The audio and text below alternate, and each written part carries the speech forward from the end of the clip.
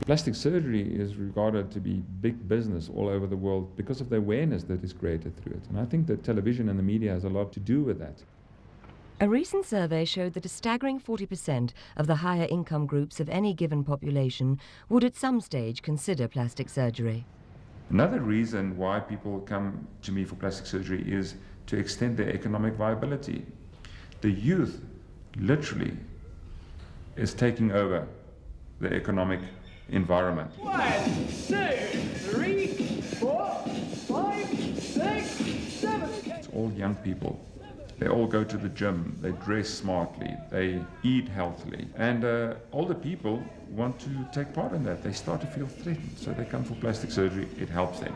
6, 7, 5, 4, 3. We know that people who are beautiful have better chance in life. We know that people who are good looking do better in life.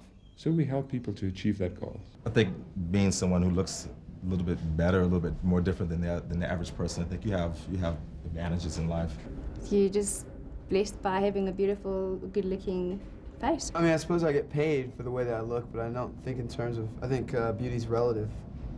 You know, it all depends on who's looking at you. As the younger generation comes up, you slowly get pushed either to the side or you get pushed to the next level. In the modeling industry, people aren't really open about it because they want to be that natural beauty, you know, that the market demands. I often say that the plastic surgeon's biggest friend is the mirror and other people's remarks. When we look in the mirror and see ourselves, what we really are seeing is the idea of how we perceive ourselves and the reflection of the change that is taking place within us. More often than not, that reflection is coloured by others and how they see us within this process of change. The so-called beautiful people, the world of models and movie stars, are no exception. All of us, at some time or another, face that sometimes cold reflection in the mirror. When I was modeling, there was often times where I think about it, I think, wow, it could be nice if I looked like that guy, you know? But then looks are seasonal, and the fashion industry dictates what they want and when they want it. Once I get older and I start sagging, I would probably consider plastic surgery, yes, because it's always nice looking beautiful. There's nothing wrong with it, you know? Facelifts tend to make people confident. I also think it's become a trend, along with enlargement of boobs, tucks, and liposuction and all of that. We change people, and we try and change them for the better to give them what they want. And in doing that, we give them a better self-image. They feel better about themselves. They have more self-confidence. Confidence is very sexy. It's very appealing, yeah. It's very appealing. International model Louis Oosthuizen's career abruptly ended when his face was disfigured in an accident. With the scarring itself, it was finality. There was no more, you know, it was finished. I wasn't going to be able to model anymore. Not on anything commercial, and that's what I was. I was a commercial model. I was catalogue, you know, as I said, boy next door. Louis had the confidence to pick up the pieces and move on to another career. For others, the self-confidence issue is the deciding factor in whether or not they choose to go down the route of plastic surgery. Yeah, I think it's got its place. Of course it does. I'm not saying just because I haven't had it that people shouldn't have it. I don't believe it's only just for rectification of a defect or a blemish as such. I believe that if people are uncomfortable, let's just say they've got wrinkles around their lips, if they feel uncomfortable with it, why not? Another career that in part was launched by his good looks is that of actor Gavin van den Berg. It's so funny when you think back that you were pretty, you know, and in the 70s and in the 80s, and then started getting modeling work, and then thought, oh, God, really, maybe I am. And then started believing it, and then making money with it. My work is my life, so it started off just thinking about that. When I was working on a daily soap recently, I was looking at that monitor, and I was just thinking, there's something that doesn't work there, and I really think it's that the eyes are too closed. I want to love someone and be loved. It's just someone straightforward and honest. Someone to cuddle up with and feel secure with, you know.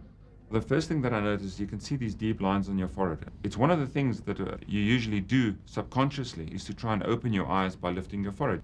Now, if we reverse that, you can see that you have a much more open face. Also, the frown lines are quite deep here between your eyes.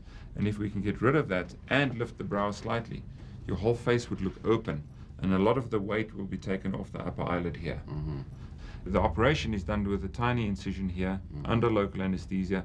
The forehead is lifted up, and we fix the forehead onto the bone with 2 tiny little screws.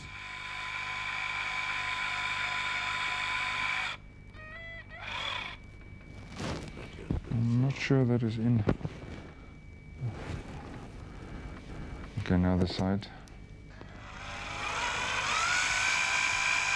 Now look at your upper eyelid, the rest of your upper eyelid. When we do that, you see that there is still excess skin. But that skin is different from the brow skin. That is a thin skin. There is excess skin and it needs to be taken out.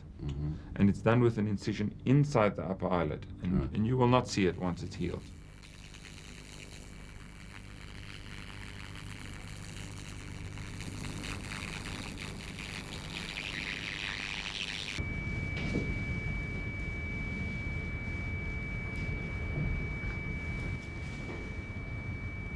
There is also some fat that needs to be taken out.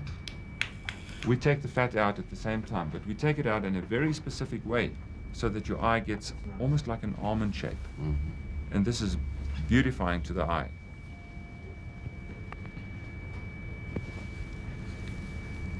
One of the things that happen with time is that the lips become thinner. And when the lips become thinner, you start to have a hard-looking mouth. So we add volume to the lip when we do that. And we do that through the injection of a product that is very safe. It doesn't react to the body. It just enhances the volume of the lip. And we do it in such a way to bring out more pink of the lip. Ja, die komt. Die kans begint dinner now. Now let's look at your lower eyelids. You can see that the lower eyelids are puffy. And you can see that the skin has a different texture. Right. So we need, first of all, to take the bags out, and we need to treat the skin. So we have to remove the history of stress from the skin, and we do that with modern skin care. So you're going to start to do that when we do the procedure. We will do a specific treatment on the skin surface, and this treatment will then shrink the skin and give it a more natural look. Your eyes are out of synchronization to the rest of your face. And when we treat this area around your eyes, we'll bring it in synchronization, so you'll have a natural look. Good. In doing that, you will achieve your objective, and that is to have bigger eyes, to look younger. It's not surprising that they say the eyes are the windows to the soul, and we'll open your soul by opening your eyes. I'm really happy with the result. I think that the job he did on the eyes is remarkable. It is very subtle. The heavy hoods are not as heavy, and I feel very good about it. The change to the skin texture, the porousness of it, and the coloring of the skin is a remarkable change. That's where the big change is. And I think that is the major thing why people say, you do look good, you look good. Plastic surgery would be a reasonably uncomplicated procedure if the reasons for it were simply necessity or extending one's economic viability. On the contrary, once we start going into the complexities of human nature and the psychology of people, a far more complex and emotional pattern arises. It is in this area that a plastic surgeon's skills must surely be tested. Plastic surgery is an option for people who have a problem with their self-image. It's a very deep psychological issue, plastic surgery. And I often say plastic surgery is about who you are and who do you think you are.